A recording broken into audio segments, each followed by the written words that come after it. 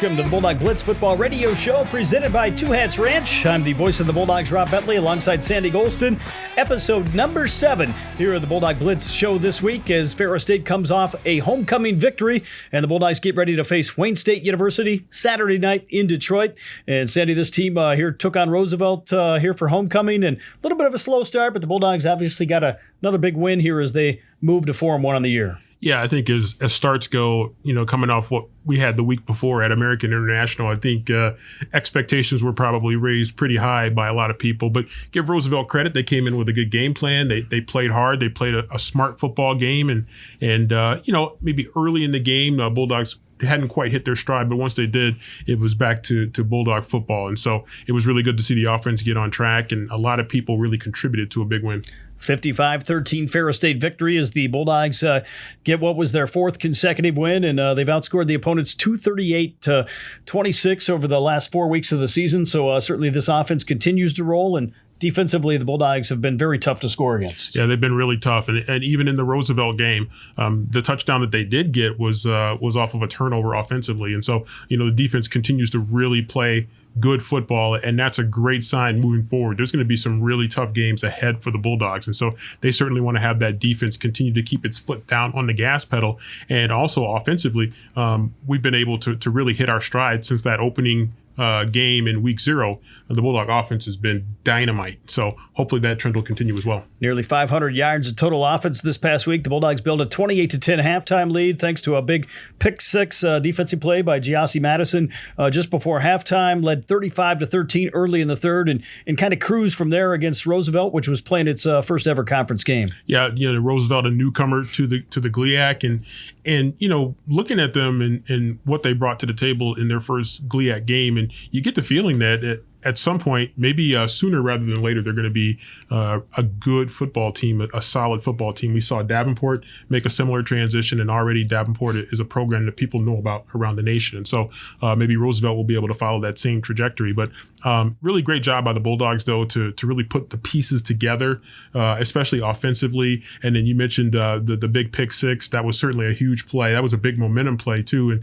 and really got the Bulldogs going even more confidently. And so all 3 phases really kicked in for the game. Of course, Ferris State, with the win, moves up to number 4 in the American Football Coaches Association poll, number 5 by D2Football.com. Really cool to see Ferris State football number 4 in the AFCA poll. Ferris State volleyball number 4 in the nation as well in the American Volleyball Coaches rankings. Yeah, it's crazy. I mean, we had really high expectations for both football and volleyball, and both right now living up to those expectations and maybe even then some. And so great job by the Bulldogs to continue to climb the ladder on the football side in what was a wild week in the Division II Top 25. Of course, we'll talk more about that as this show kind of rolls on here today. We've got a special guest in Bulldog Tailgate, Kannon Katzer, who, of course, came into this Ferris State program from Washington, one of the assistant coaches, and Sam Parker as well, going to be part of today's show. So a lot to look forward to here over the course of the next hour. And Kannon, obviously one of those guys that's came in and really made a big impact here in his first season as a Bulldog. Yeah, I'm excited to hear from him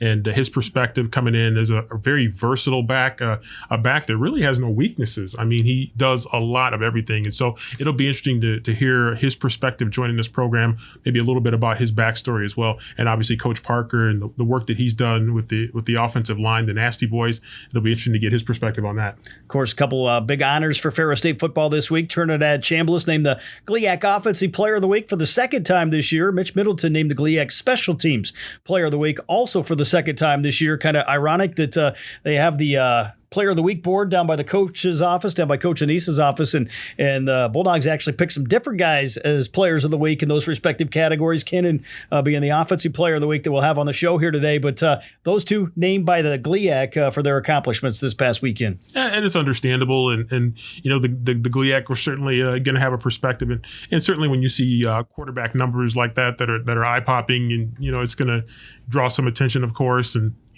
great for Mitch, second time getting that GLIAC Weekly Award, so very excited about him. But again, from a coaching standpoint, they maybe see some different things, not to say one is right and the other is wrong, but just everybody sees it differently. But great to see the recognition, not only internally, but from the football program, but also externally from the GLIAC. Of course, the GLIAC kind of bases that off the statistics, and Trinidad Chambliss accounting for 4 touchdowns. Again, this past week, the coaches, I think they like to spread the wealth a little bit, kind of like they do the football. And we saw them do that here against Roosevelt, a number of different guys that carried the ball, that caught the ball. And it seems like there's a lot of playmakers on this team, and they keep finding more opportunities to get the ball to those guys. Yeah, I mean, with the depth that this team has, and I'm sure, Kannon will probably talk about that a little bit more from a player perspective. It's really a lot easier to get a number of guys involved. And we really did that in the Roosevelt game, as well as in some of the other earlier games that we've played this year as well. Being able to get so many of those guys involved. Number one, you put them out there and you don't really lose anything because they're very talented players. And number two, it allows you to balance minutes, balance reps, and hopefully keep guys fresher as we go through the season. Of course, Saturday night, Ferris State will be on the road at Wayne State University as the Bulldogs take on the Warriors in GLIAC action. Saturday night showdown down in Detroit in the Motor City at 6 o'clock. We'll have the pregame coverage for you at 5 p.m. on the Bulldog Sports Network and Sunny 97.3 online at ferrisstatebulldogs.com. And always kind of special to go to Detroit. The Bulldogs have traditionally had a lot of guys from the Detroit area and the southeast side of the state. And to play a night game at Wayne State University is kind of cool as well. We saw him do that, I think, back in 2019 when J. Rue Campbell went back to his hometown. Well, he had a monster performance in that game, J. Rue Campbell. And so you would expect some more performances perhaps like that from the Bulldogs, and especially some of those Bulldogs from Detroit that take a lot of pride in being able to come and play in their hometown. For me, it's my hometown, Detroit, as well. So I'm excited to be able to go back down there to Detroit. And it's just always a fun game. And again, because we do have so many current and former players, and it's going to be almost like a second homecoming in a lot of ways because we're going to have so many Bulldogs that are going to be in the house at Adams Field. Of course, Ferris State taking on Wayne State. We'll talk more about the Warriors here later on during our opponent segment here at the Bulldog Blitz Football Radio Show, again presented by Two Hats Ranch. We'll have all the coverage for you on Saturday night. Again, you can tune in to Ferris State football as well in the Metro Flint area on Metro Flint News Talk Radio throughout the season. Wayne State University, part of the GLIAC streaming package on Flow Sports. So a lot of opportunities to follow Ferris State football on the road before the Bulldogs get a chance to come back home next week and face Michigan Tech here at Top Taggart Field. Yeah, definitely a lot of ways for people to tap in and be able to watch the Bulldogs or listen to the Bulldogs, or however it may go if they're unable to join us down in Detroit at Wayne State. And we certainly hope that people will be dialed in, hopefully listening to us on the radio. But if they choose to watch on Flow, they can watch on Flow and listen to us on the radio as well. They can do that too. But we certainly would love to see as many Bulldogs as possible down in Detroit. Of course, we saw a lot of Bulldogs as we look back to this past weekend on homecoming. Really great. We were out there for the Bulldog tailgate show before we went back upstairs, and nice to see so many former alums, so many supporters here at this program that were on hand on Saturday. Yeah, I mean, the lot was packed. I got there pretty early and came in there. The lot was packed, so you knew it was going to be a great day for tailgate. Weather was pretty nice, a little windy, in terms of football conditions, but the wind not really that big of a factor in terms of the tailgate and the fan experience inside and outside of the stadium. So it was really just fantastic. We had a number of alums. We had a chance to talk to some alums on the pregame show, which was great. And so definitely an exciting time. And those that we didn't get a chance to talk to or interview, we certainly engaged and had a chance to talk to offline. So that was cool too. Of course, fans, you can remember to join the Gridiron Club. You can visit ferrisstatebulldogs.com for more information. They're still trying to attract new members, even though we're to the middle point, maybe, or closing in on the middle point of the season here with 6 games or so left here in the regular season. Yeah, all support matters for this team because even if you come in on the Gridiron Club right now, if you choose to be an ongoing member of the Gridiron Club, you're going to be setting the stage for future success in this program. And so you're going to be contributing immediately to this current program, and then you're going to be putting yourself in a great position to contribute to the future of this program. And those dollars really matter to our student athletes, to our coaches. We're trying to maintain a championship culture, and that support really matters. Of course, you mentioned the future, and there's a great future ahead here for Ferris State. We saw some of those young guys get out there this past Saturday in the fourth quarter against Roosevelt University. The Bulldogs played a lot of guys against American International the week before, so we got some great seniors on this team that are kind of leading the way, but there's a great young nucleus here that should keep this program at a high level for a very long time. I think what's been great about that is, we've had, several key starters that have not played in the last few weeks. And yet some other guys have really stepped in and stepped up. And, Tyrese Hunt Thompson hasn't played in a few weeks, but Cam Underwood, among others, has really stepped up and done a great job. Connor Neer's been out, but his fellow linebackers, a really great linebacking core, they've stepped up and they've done a great job as well. And there's some other positions that we could talk about in that regard as well. And I think getting a chance to not only play that next group of guys, but some of those younger guys that you're going to hear from in the future, it's really great to see them get some time. We'll talk more as we continue with the Bulldog Blitz Football Radio Show presented by Two Hats Ranch. Back after this break on the Bulldog Sports Network.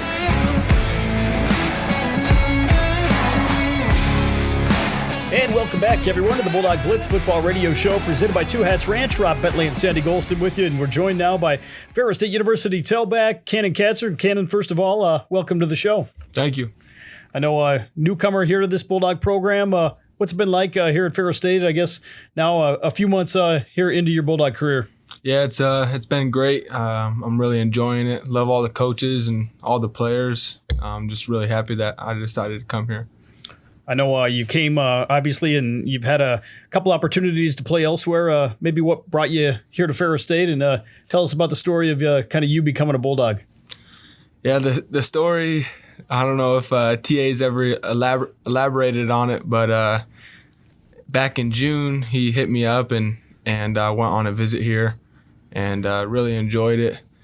And, as I thought I was done playing football, so I just kind of didn't really blow TA off, but he kept texting and kept calling, and I was, at the time I was working as a lineman, so I was, had a career going, thought I was done with football, but TA, kept hounding me, so finally convinced me. But I know, obviously, coming here to Ferris State and being a part of the Bulldog program, what's it like coming into a program like this that's had obviously so much success here in recent years? Yeah, it's just super awesome, and it's just great to be part of a winning program like this. So I know this past weekend you had obviously a great ball game, scored the opening touchdown in the first quarter. Maybe talk about that performance this past Saturday for the entire team, really on both sides of the ball against Roosevelt. Yeah, I think we came out a little slow. We may have overlooked this team a little bit and, kind of played down to their level for a little bit. But the offense and defense, we finally turned things around and started playing Ferris football. So, speaking of turning things around, since that game against Pittsburgh State, maybe what's been the difference in terms of the offensive philosophy, I guess, and certainly the results you guys have been able to achieve here offensively? Yeah, I think that Pitt State game was just a nightmare. That's just part of the game. So, when those bad things happen, just good teams respond well, and I think we're really responding well to that loss. Because you guys were really mentally challenged after the Pitt State game, and being down there on the field with you guys after the game, it looked like you guys were just ready to get back into the lab, like get back into practice and get back to work. Was that kind of the feeling that you got after the game? Yeah, for sure. I think, like I said, a lot of teams could take that loss and kind of dwell on it a little bit and, not come to practice ready to work. But, our whole team, that next week we came back hungry, and I think, it's shown. What's it been like joining this team with so many weapons, and you guys have a lot of depth and a lot of guys that can make plays, and what was it like? It had to be a really good feeling because you guys came back with that Lake Erie game. You guys really took off after that Lake Erie game. It's like you guys kind of got in your groove after that, during that Lake Erie game and then on. Yeah, I think it was kind of a sigh of relief for everybody. Like you said, we have tons of threats. Anybody on our team could really have a good impact. So.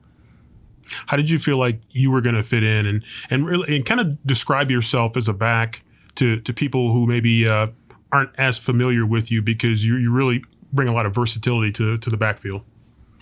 Describe myself as a back? I don't know. The different things you do well. Yeah, I feel like I'm an all-around back. I'm not super good at one thing and bad at another. I feel like I'm, kind of all around. And then one of the things that we've talked with Coach over the years is there's a commitment, just whether it's receivers and obviously the linemen, but everybody gets out there and blocks. Everybody does all the little things that help be successful. And some of those long runs you get because guys are out there blocking for you, including the receivers. Yeah, exactly. Like that first touchdown last weekend, Cam Underwood was, I don't know if you guys have watched the play, but he's down 65 yards blocking his guy, allowing me to get in the end zone. So all those little things, that some people may not notice, they see like the guy scoring, but really takes all 11 of us out there to get, a touchdown like that done. And how did the guys welcome you? How did you, join in this culture and a lot of guys that have been here 4 or 5, 6 years that have really been a part of the program and won championships? And what was it like for you to come in and kind of mix, obviously from a play standpoint, you mixed in really well. What was it like kind of culturally mixing in with the team? Yeah, culture. I feel like we have a super good culture, and it's really all based around, family. We're all really close on and off the field. So I think that, allows us to play the way we do. So coming in, what did you obviously got to know a little bit about Ferris State, but what did you get to know about like the GLIAC and this region? Because it's, the GLIAC is, considered a top conference and this region is considered one of, if not the toughest regions in Division II. Were you aware of all that stuff coming in? Yeah, TA, definitely told me about all that and told me about, school we don't talk about. So, it's a good conference and I'm super pumped to be in it for sure. And, coming back, growing up and out west and coming back here, was it anything that you had to do special to adapt, or is it just about just getting out here and just getting to work? Yeah, I'm not, like not being from Florida, there's really not a whole lot to adapt to. Like in Washington, it gets pretty cold, around the same time this place does. And, it snows a lot. Probably the only thing different is, how flat it is here, but I'm still adjusting to that, but that's all right. That is we remarked about that when we were out at Central Washington, and we came in there late at night, and then you wake up in the morning and there's like mountains around, like, you're just not used to seeing mountains out here in Michigan. What's it been like, in practice and it just seems like guys are just really committed to just getting better every day. And you guys are just really putting in the work and being focused. I mean, would you, some of that really due to the leadership of the team and the experienced guys that you have on the team coming back? Yeah, I think, for sure. All the old heads, I'll say, they're kind of leading the way, but, coach always tells us how hard we're practicing, but I don't think any of us really notice it. We're just like out there playing football, and we all have one common goal. So it just kind of makes it easy for all of us to, get after it. And then before I kick it back to Rob, so what do you do off the field to have fun? What's when you put the football down, or do you put the football down? Yeah, I'll put the football down. What do you do? Video games, guitar? Here I bowl sometimes for sure. Oh, a little bowling, okay. But yeah, I play the guitar. Not much of a video game guy, but since the new NCAA game came out, I started grinding that with the boys back home a little bit. But yeah, right now it's football season, so just really locked in on that. So where do you rank as a bowler among your teammates? As among the teammates, man, I don't know. I'd have to bowl against them to see. But all right. Still plenty of season. Yeah. Kannon, as you look forward here into the schedule, maybe talk about what this team has to do to continue to elevate the game and continue to make strides to becoming the best team you guys can be. Yeah, I think, just trusting the coaches and trusting our abilities and just keep playing the football we're playing. I think we can do a lot of good things for sure. Obviously, you've played a couple road games already, but going down to Detroit on Saturday night to take on Wayne State, evening game, there's always a great crowd kind of in the Motor City. Are you looking forward to that opportunity just to go out there on Saturday night in Detroit? Yeah, I'm super excited, super pumped for it. All these places that we're traveling to, being a West Coast guys, everything's new and exciting for me. So to be able to go down to Detroit and play football, I'm super stoked. I know coming into Ferris State, how much did you know about the guys on the team? And I know you had an opportunity to obviously meet some of those guys when you came to campus this summer, but how much did you really study and learn about these guys before you got here? Yeah, well, Coach TA told me about, the recruits that are coming in and, just the guys like Connor coming back from Oklahoma and, just telling me about all the, the good guys he has on the team, really drawed me into this team for sure. I know you've had a chance here, obviously, through camp and then now the first month or so of the season, but maybe talk about the playmakers you guys have, not only in the running back position, but obviously a quarterback with Trinidad and some of the wide receivers. Yeah, for sure. I think Trent has stepped into a spot, and I think he stepped in it to really well. I think he's performing super good, and, our O-line giving everybody giving him time to throw the ball, and our wide receivers being good threats, and our DBs. I could talk on and on about really our whole team, to specialists to everybody. Maybe how about that running back room? Obviously, you're the guy that's kind of starting the games, but there's a number of other guys in there that are certainly capable, and we've seen a lot of different guys kind of play at that position here over the course of the year. Yeah, certainly. I think the running back room is super deep. I think a lot of the guys could get it done just as well, so for sure.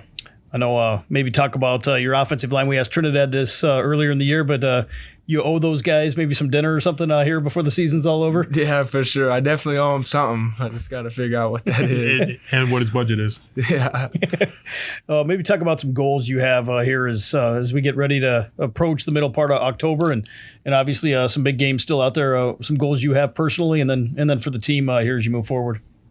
Yeah, personally, I think it'd be nice to keep above 100 yards a game. That's my goal, and a touchdown. And, stats don't really show it, but just want to have a few flatbacks every game. That would be nice for sure. But team goal, I think it's known. Everyone has the same goal.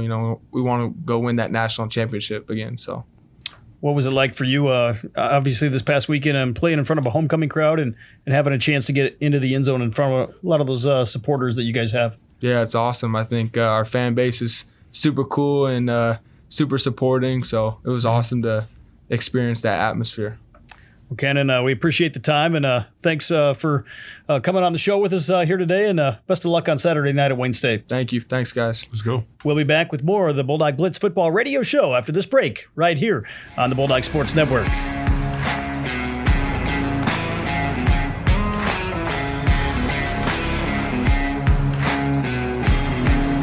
And welcome back, everyone, to the Bulldog Blitz Football Radio Show. Rob Bentley and Sandy Golston with you. This show presented by Two Hats Ranch of Big Rapids. And time to take a look at what's going on nationally. And, of course, in the GLIAC here, and it was a kind of a wild week in Division II football with several upsets around the country involving ranked teams. Yeah, I was working on my top 25 poll on Sunday, and I'm just sitting there knowing what I knew from Saturday. I'm like, this is going to take a little while to sort through some things.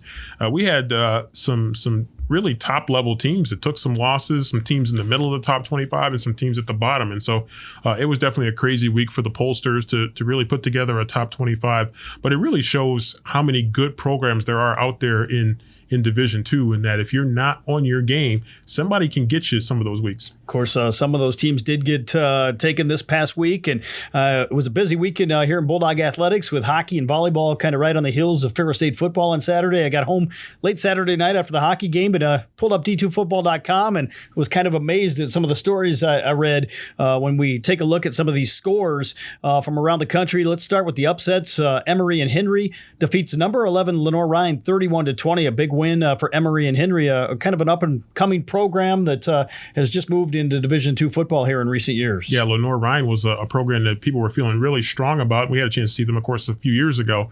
But that's a great upset win. But as you mentioned, an up-and-coming program that could be making some noise in the future. Of course, a team that's been very successful, has played in the last two national championship games. Ferris State played this team a couple years ago in 2022. Colorado Mines, number 7 in the nation, falls to Colorado Mesa 14-13. Looks like the strength of power maybe in the Rocky Mountain Athletic Conference is starting to turn a little bit with Colorado Mines falling to Colorado Mesa. Yeah, it looks like some of the teams, Colorado Mines has really been dominant the last few years, and it looks like maybe the pack is starting to close the gap a little bit in that conference. And so that could make for some wild times here coming down the stretch of this season alone, let alone what we could see in future seasons. Out in the Northern Sun Athletic Conference, number 4 Minnesota State was unbeaten. They fall to Sioux Falls unranked 40-36. So a big win for Sioux Falls over Minnesota State. Yeah, I don't think very many people had that one, but that's a huge upset as well. Minnesota State, a team that people were becoming pretty high on, but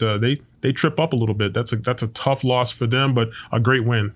Another Northern Sun game that involved a team getting beat that was ranked in the top 25. Number 16, Bemidji State falls to Northern State out of South Dakota 14-13, their first win over Bemidji State in several years. Yeah, Bemidji State was just starting to kind of climb the ladder again to try to get back up into that top 25 and maybe a little bit more solidified in that top 25. But they take a tough one right there, 14-13. And what we're seeing, too, some of these scores, I mean, you're seeing lower scoring games and hard-fought games going right down to the end. Of course, another team that had some high expectations coming into the year, Central Missouri, preseason number 2 overall, and Davenport gave Central Missouri all could handle just a week or two ago, and they fall on the road to Fort Hays State 31-21. Central Missouri had been ranked number 13, so they've lost a couple games already here this season. Yeah, Fort Hays State, their stock has gone up and down. People were kind of high on them relatively early in the season, and then their stock kind of fell a little bit. But Central Missouri, it's been a tough year in a sense for Central Missouri. They were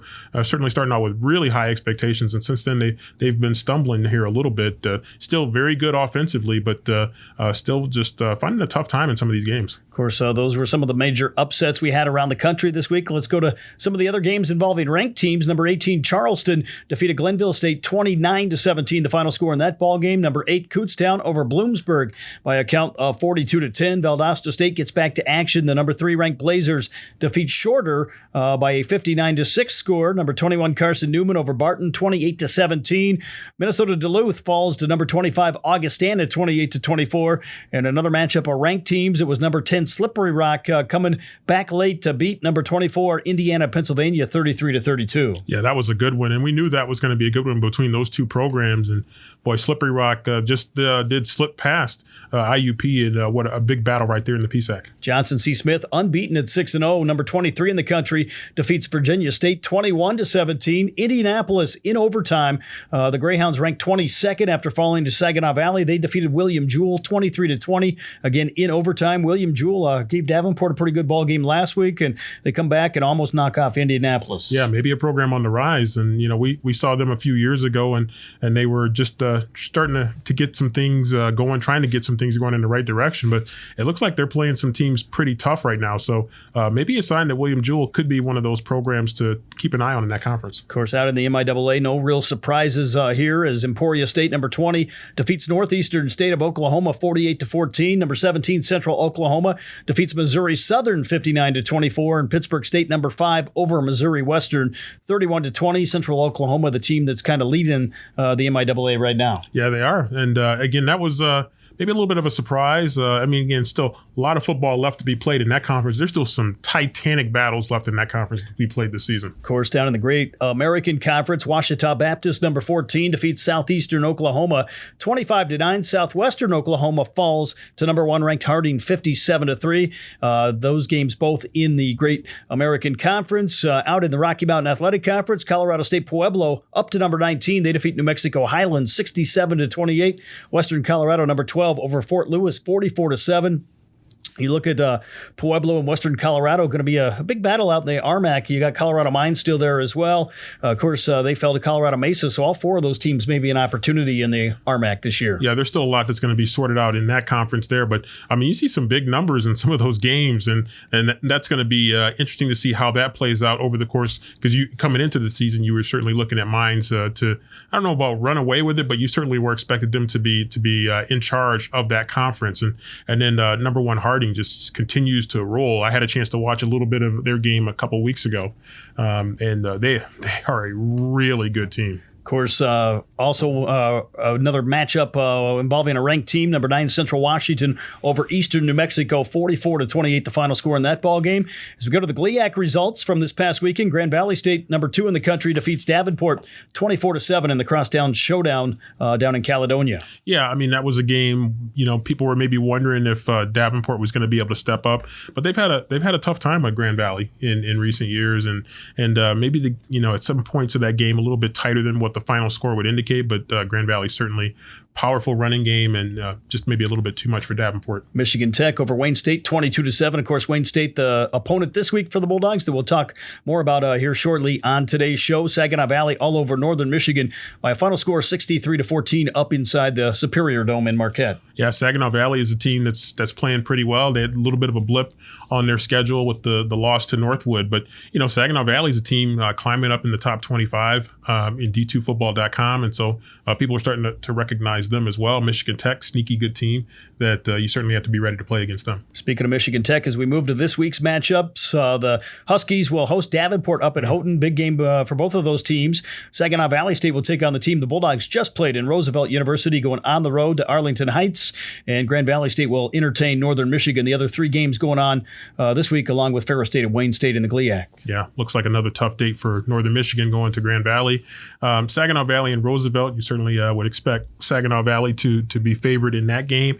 Davenport and Michigan Tech going to be a very interesting game. Both teams can ill afford a loss right here. If you're Davenport, you really need a bounce back effort after a tough emotional loss to a crosstown rival. Going around the country, some other big games this week involving teams either ranked or, of course, some games of interest. Ashland will be on the road at Findlay. Big game in the Great Midwest Athletic Conference. That's a huge game. Findlay is a team that also slipped into the D2Football.com national poll. And, but that's going to be a good test for them against Ashland. Ashland is a good team. They had a tough game against us, but it's a pretty good team. And that's going to be an interesting game for the GMAC. Northwood also in the GMAC will take on Thomas More. Frostburg State, a team that just moved into the national rankings, on the road at Glenville State. We got Minnesota State at Minnesota State. Moorhead, one of those teams that's kind of been up and down here with some big performances, and yet some games they'd like to have back kind of on their schedule here early in the season. Yeah, Moorhead, a dangerous team, and for Minnesota State, they're certainly going to have to be ready to play, because if Moorhead is on their game, they could pull that upset. Going into the MIAA, some big games in the MIAA. It'll be Missouri Western at Central Missouri as they try to get back on track. Emporia State will visit Missouri Southern, and then the big game will be Northwest Missouri at Central Oklahoma with maybe first place in the MIAA on the line. Yeah, people were writing off Northwest Missouri early in the season, and here they come right now and in a battle for first place with Central Oklahoma. So, but again, in that conference, a lot of tough games left to be played. Pittsburgh State will also be at the Nebraska Kearney Lopers in the Great American Conference. Northwestern Oklahoma at Harding. Other games going on. Walsh will be at Hillsdale. Ohio Dominican at Tiffin. Both of those games in the GMAC. Delta State will travel to West Florida, provided they're able to get that one played, of course, with the weather down in the state of Florida. Quincy at Indianapolis. Big game in the GLVC. And Valdosta State will be at North Greenville. The final game we want to mention, UT Permian Basin, which maybe not having as strong of a season as they did a year ago. They're on the road at Central Washington, which has been playing well. Yeah, that's going to could be potentially an interesting matchup, but Central Washington team looking really good. I mentioned Valdosta State, and I saw a tweet where they practiced at Georgia Tech University because of some of the issues that they've had with the storms down in that region of the country. So great job there by Georgia Tech to welcome Valdosta State, and great job by Valdosta State and some of those other programs that are affected down there to keep pushing on during some really difficult times. We'll be back with more of the Bulldog Blitz Football Radio Show presented by Two Hats Ranch after this quick break on the Bulldog Sports Network.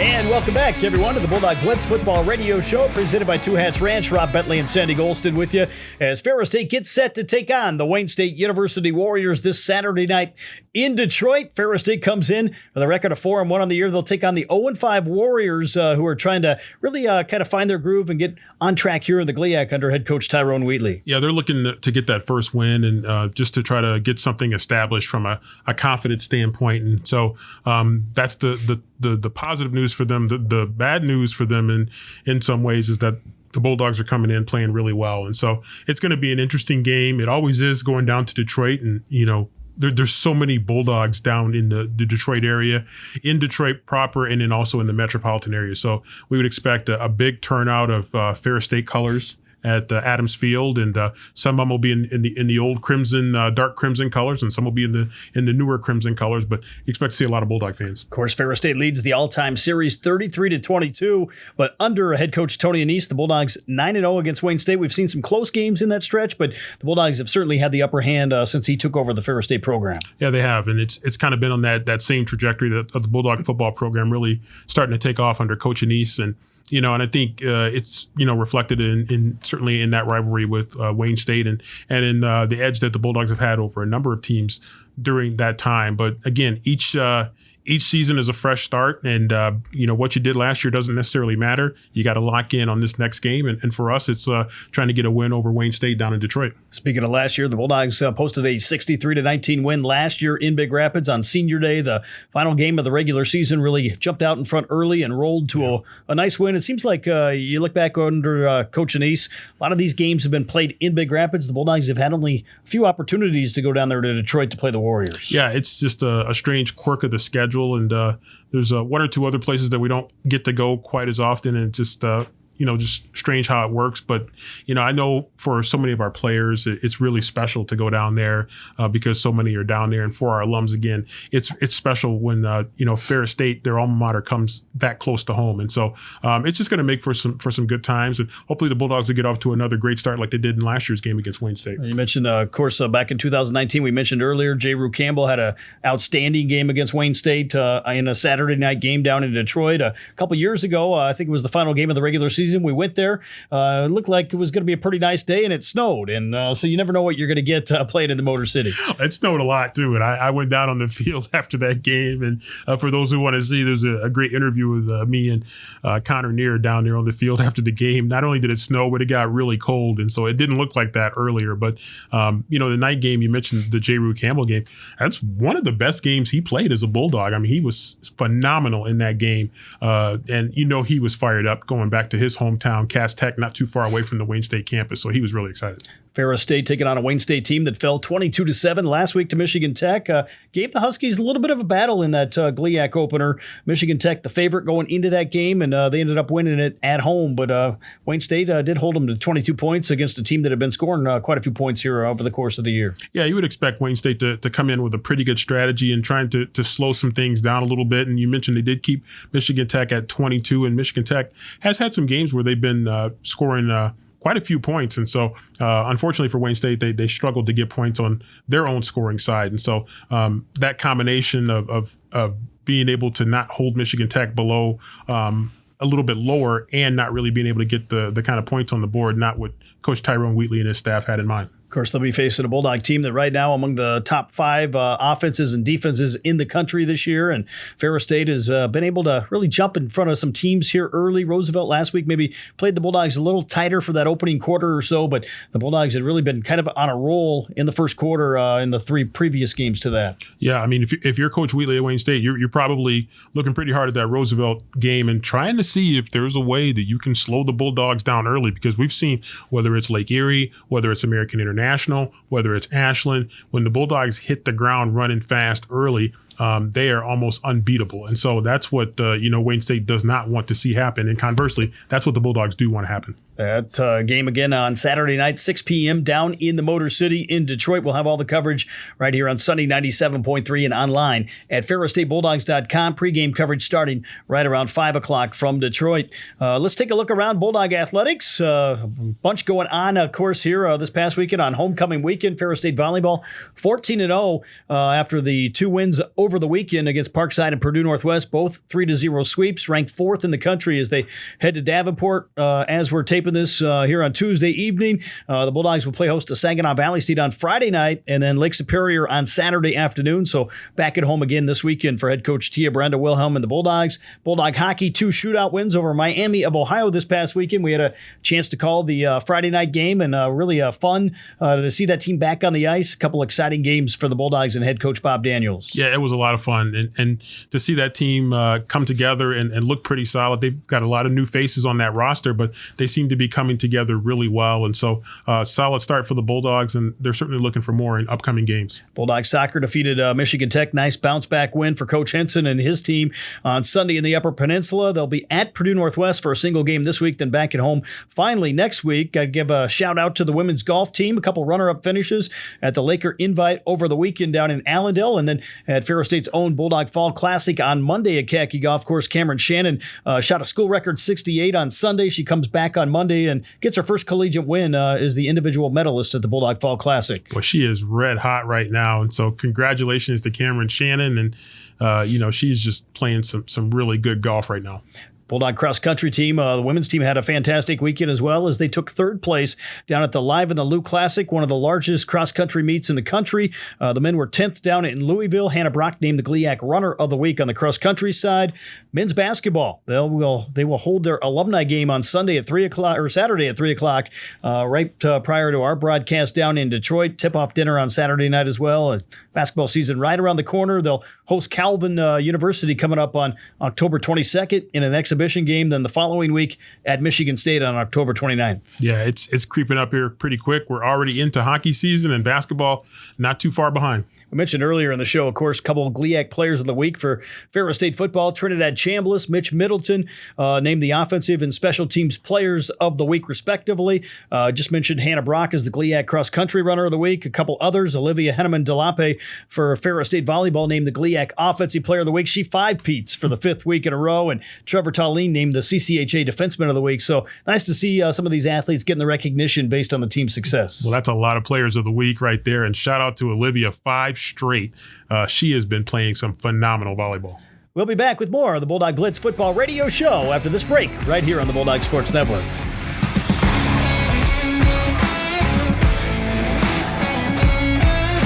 And welcome back, everyone, to the Bulldog Blitz Football Radio Show presented by Two Hats Ranch. Rob Bentley and Sandy Golston with you. We're joined by Ferris State University football assistant coach Sam Parker. And first of all, Coach, welcome to the show. So pumped to be on this. All the other staff members have gotten on here. Big time jealous. I'm happy to be on, ready to roll.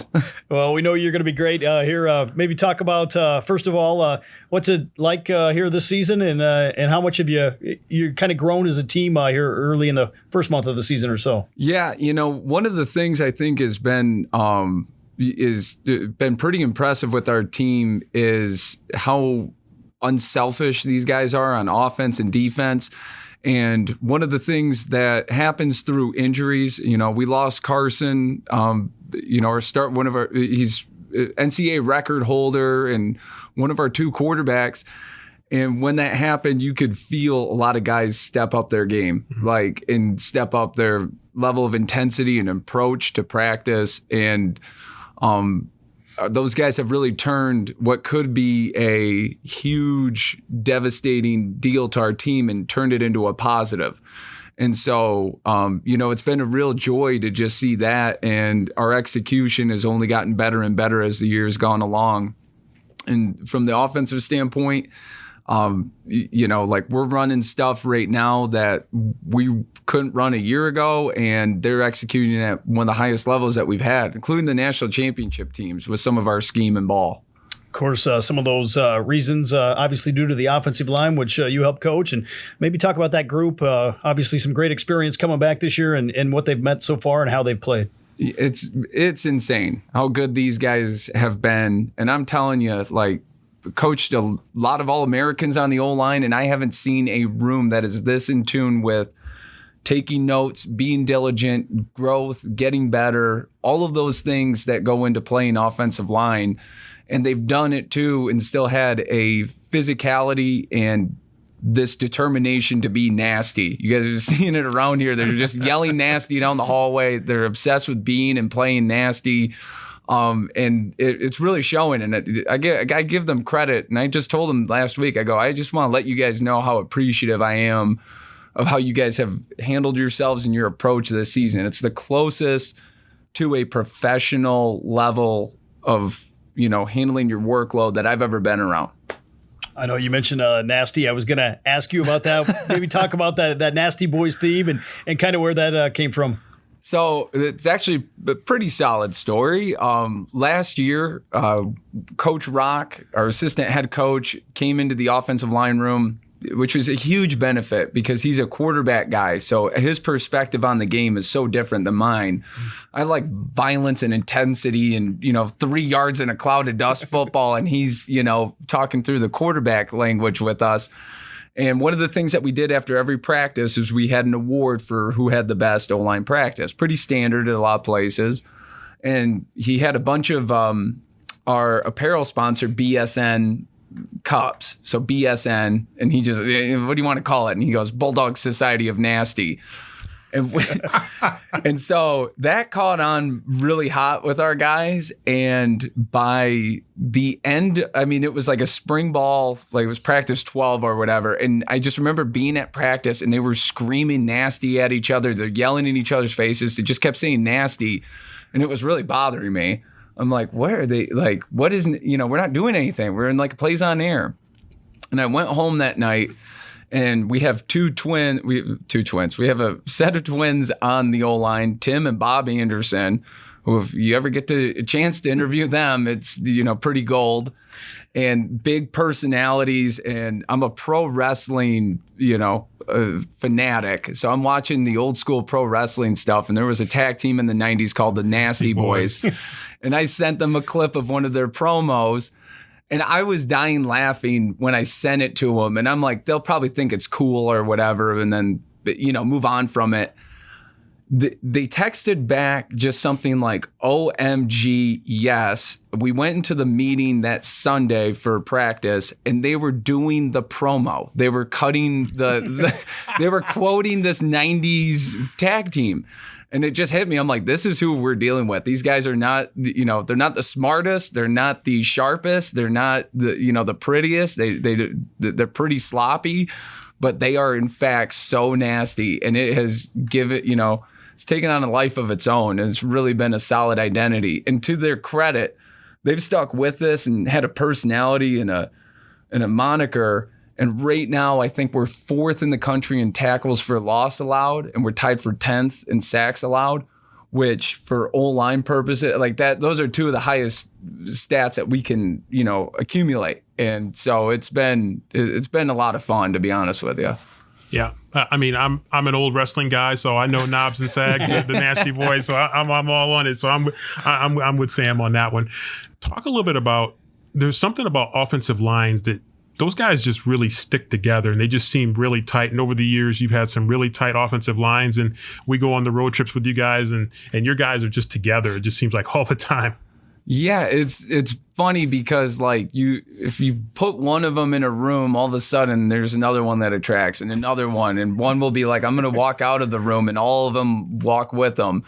And part of it is because you're on the field, you're always with 4 other dudes. So you're always protected. You go out with friends, they're always with you. So why would it be any different in the meetings? And I swear, it's like if you took a kindergartner and just balloon size them up, that's an O-lineman. Like that same level of comedic genius and that same level of focus that they have at times. And so it's just funny because when you're in kindergarten, it's like, all right, single file line, everybody hold hands down the hallway. You got to do the same thing with the O-line. But we really preach and you have to be connected to play O-line. You have to have good continuity. You have to have good relationships with each other.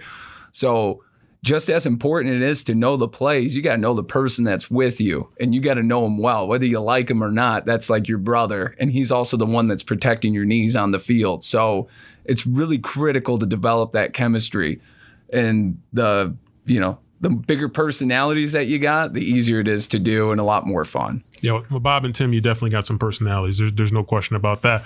But talk about this particular offensive line group, and there's some overlap, some that have been seniors and have gone on. But these guys have really grown up together. And because it was a few years ago, we were talking about you had a really young offensive line. Talk about their growth from when they started out as young guys and now they're maturing together. And you're still relatively young on the offensive line. Travis is the senior guy, but you're still relatively young on the offensive line. It's insane. Last year I knew we were going to take our lickings because we had, our All-American tackle, Bryce George, this is his 3rd year ever playing offensive line. So the basic concepts to him are still fresh. Jarvis Wyndham and Lawrence Hattar have only gotten field experience the last 2 years. So just from experience, you recognize how much better they're going to get with the rep load and that they're all doing it together at this time. And even Travis, because he played defensive line. So when he came over to O-line, it was like, last year was his first year ever playing O-line. So with that, your growth is just through the roof. And now they're getting into that phase of learning scheme and ball and advanced, learning and stuff. And it's really, it's been really awesome because that's the most fun part of coaching is seeing the development and growth with these guys and to see them from where they were, certainly 2 years ago. I'm like, man, these guys we got to go find somebody else. That mentality where you're like, all right, they got to get a lot better or we got to do something about this. And they got a lot better and put in the time. And now they're reaping, the benefits of that. Yeah. And then last question is, you guys, had a tough one in week 0 against Pittsburgh State. What about the growth of this team since that Pittsburgh State game? Because it looked like you guys are just ready to get back on the practice field and just like, let's just wipe this away and let's just get back to work. It was kind of like, it just part nightmare, part like surreal, like didn't expect that we were going to play this bad, didn't expect, we were going to have these issues and spiral out of control. But what happens with that and what these guys have experienced, being down 35-0 against Grand Valley last year, losing in the first playoff game, the first time in almost 10 years, and then to come out there against Pitt State, all this is in a stretch and in a row. For them to come out and, us to get beat down like that, at a certain point through your experiences, you're like, okay, when we get down into this situation, I know how I'm going to react. Okay, I'm not going to let this, dwell and fester. And so at the time, it was like the worst thing imaginable. You're like, man, we scored 3 points. We got 55 yards rushing, 4 sacks allowed. You're like, man, we got a lot of work to do. And then you take a deep breath and you're like, actually, we're fine. Week 0, we'll let that one slide. Let's bounce back. And we really have since. Yes. Coach Parker, I know I knew you when you were a student here at Ferris State. Obviously, you were a player here for the Bulldogs. And maybe just talk about where you've came from being a TV major here at Ferris State and working on the Ferris Sports Update TV show to now obviously being a part of the coaching staff here for the Bulldogs. It's wild because leaving high school, I had a handful of schools that were recruiting me and had sent me offers, and I chose Ferris State because they had my major, which was television production and digital media. So it was a no-brainer. And I get done, and I actually worked in the field. I was a grip. I was a production assistant. And at a certain point, I'm like, you know what? I'm really not that good at this. And I need to find something I'm good at. And I was, keeping my options open. So I decided I'm going to go back to school and get an MBA. And one of the schools that had an opportunity, it was for football to be a GA. And I thought, like, okay, I can do that. I like football. I can be a coach. And it was probably something like 2 hours into making that decision. I was like, I'm a coach. I don't need to get an MBA. I'm going to coach football. This is who I am. And so it's just funny that, the O-line position opened up here and coach took a chance on me, coaching for 8 months to be the O-line coach. And ever since then, it's been like, it's unbelievable. And it's also funny, too, to be, on campus at my alma mater and like, talking with you right now, Rob, like it's funny that, 10 years ago or 12 years ago, I'm behind a camera and, giving you the production signs and all of that and how quickly, your role switches. But it's been an unbelievable experience being here at Ferris and to go from, like getting screamed at for running a switcher wrong or not miking somebody appropriately to now I'm getting yelled at for different reasons, but it's the same intensity. Speaking of getting yelled at, obviously, maybe talk about that relationship you have with Coach Anise and what it's meant. You had your brother on staff for a while. I know your dad worked for Coach Anise and he's been around the program. Maybe just talk about that relationship. I compare our staff meetings to somewhere between Thanksgiving dinners and the aftermath of a Thanksgiving dinner when politics get brought up. That it's family, so your arguments happen. Not only I've known Coach. My dad worked or coached for him when he was at Muskegon High school football coach. My mom also worked at the high school with Coach Anise. My brother went to that high school. So I've known Steve since the year 2000, Coach Hodges since then. Tesfa recruited me at Saginaw when I was a high school player. So in Grant Caserta, I've known since I was in middle school when we had a track meet at West Ottawa. So it's like these long lasting relationships. And so there's no uncomfortableness or the communication barriers are open. We've all been at the worst elements of communication with one another. There's no awkward tension, but there is tension when we all get in an argument over something because it's no longer like staff, it's family. And I always love being with family than I do with, general coworkers. And so that's the vibe that we have every day and very long lasting. And finally here, before we let you go, maybe talk about your own family and obviously being a part of the Big Rapids community and what that's meant here for you and your family. Yeah, it's pretty wild. I'm closer to being a quote-unquote townie with how long I've been in Big Rapids. And it's something that I'm like, man, I'm like 1 year away from living in Big Rapids longer than I lived in Muskegon growing up. And the relationships that I've formed, with everybody from Ferris to other community people like Pat Curry and Bruce Borkovich and, Joe and just a lot of guys that you go around town and you see, and it's pretty nice, like a small town vibe where everybody. And, it's also funny too, because like you said, my dad and my brother were on staff here. So it's kind of like people know the Parkers in Big Rapids, and that's so foreign to me because it's like, no, we're from Muskegon. Like, that's where people know us, but then we're up here, and it's we're pretty connected and, ingratiated with the community. Well, Sam, it's been great to have you on the show. I think you just set the record for the longest interview we've done so far. So what a good one. 15 minutes, so it's been a great one. It was a great one, though. I appreciate that. 10 and we're out. 5 over, who cares? There we go. We'll be back with more of the Bulldog Blitz Football Radio Show after this break.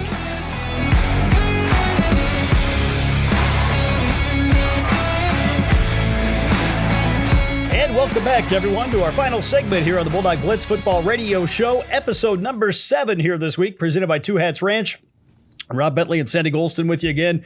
Been a great show with a couple outstanding guests in Kannon Katzer and assistant coach Sam Parker, who set a record for our longest interview here. And that one was an enjoyable segment with Coach Parker. Yeah, Cannon's was not too far off his pace, but Sam had it going, and it was some great content from both Kannon and Sam, and so really great to have their perspectives. That's one of the cool things about the show, getting a chance to know some of our student athletes especially, but we've been able to kind of work through the coaching staff, a few more full-time assistant coaches still to go, but really kind of get to know those guys and what they bring here to Ferris State football. Yeah, it's really great to hear a little bit about what makes them tick and to get some of those inside stories that give us a little extra insight, and so it's always great to get their perspectives. And man, we've had some great guests throughout this early part of the run of the Bulldog Blitz, and so it's been a lot of fun getting to know our team better. Of course, Ferris State fans can continue to get know the team better as they travel to Wayne State this Saturday night. If you can make the trip down to Wayne State, the Bulldogs would love to have some more fans down there. Ferris State traditionally has drawn very well in the Motor City, and we expect there to be a very kind of pro Bulldog crowd down there on Saturday night. Yeah, definitely dig out that Ferris State apparel for all the alums that are down there in the Detroit metropolitan area. Even if it's the old school dark crimson, hey, get that out and come on out and support the Bulldogs. And I know a lot of our players from Detroit are really excited to be back down there in the Motor City. You're talking about uniform colors. Bulldog hockey going to break out black uniforms this week. Last weekend, of course, we saw the new gold uniforms, gold/yellow uniforms for Ferris State football, and I thought they were very sharp down on the field. Love them or hate them, certainly a nice look here for the Bulldogs and a different type of look than we've seen. Yeah, I liked them. I thought they were great. They popped down on the field. They looked good, and the players were excited about them. And I think some of the fans really warmed up to it. It's different, and so different sometimes is maybe a little bit uncomfortable at first, but black uniforms for hockey, I'm excited to see those, and so that's going to be a little bit different, but I think it's also going to be fun. Of course, it's going to be kind of nice to see some new uniform combinations for football. You split up those gold yellow jerseys with the pants. You never know what you're going to get from Coach Anise, and we'll wait and see what Ferris State will wear here on Saturday night in the Motor City. Who knows? Could be some really interesting combinations. We've seen some in the past that maybe a little bit more traditional, but you throw those gold tops and bottoms in there, and you get a lot of interesting combinations. I think you're exactly right. Of course, you can hear the Bulldog Blitz Football Radio Show every Wednesday night, 6 to 7 p.m. right here on Sunny 97.3. Got to give a shout out to Brody Katzer, who's our production specialist. He will hold the Off the Ice Season 2 show each and every Tuesday night from 6 to 6:30, along with Beth McKinney, as you can get to know Ferris State hockey as well here. And they're off to a great start, hosting Western Michigan coming up here on Saturday night in the Blackout game, home and home series this weekend. Brody will have the call of Ferris State hockey on Friday night right here on Sunny 97.3, starting with pregame coverage at 6:30 on Saturday night. You can catch his broadcast online. We'll have the radio call, of course, Ferris State football, along with online coverage as well from Detroit. So a couple teams in action on a rare Saturday night when you've got both Ferris State football and hockey going on at the same time. Yeah, it's going to be crazy for Bulldog fans, and hopefully they'll find a way to tap into both games and really enjoy that full Bulldog experience. But that's going to be the hockey one. That's going to be great. Ferris State and Western Michigan is always a fun rivalry, so that's going to be great. And then Bulldog football heading down to Detroit to play Wayne State. That's always interesting too. Next home game for Ferris State football coming up a week from Saturday on October 18th, as Ferris State will play host coming up to Michigan Tech in what should be a big game before they get ready to head to Allendale on the 26th to face Grand Valley State. Yeah, Michigan Tech is a team, you don't want to look too far ahead, but, sometimes you have to. And Michigan Tech is a solid team. Bulldogs are going to have to be ready to play against them. Of course, you can buy your tickets and your parking online, ferrisstatebulldogs.com/tickets. So be sure to get your tickets and catch the Bulldogs against Michigan Tech coming up here this month. A couple home games in November against Saginaw Valley, part of a huge weekend here on November 8th and 9th. And then you got Davenport in the regular season finale on November 16th. So we're only halfway through the home schedule here in terms of Ferris State football. Yeah, only halfway through.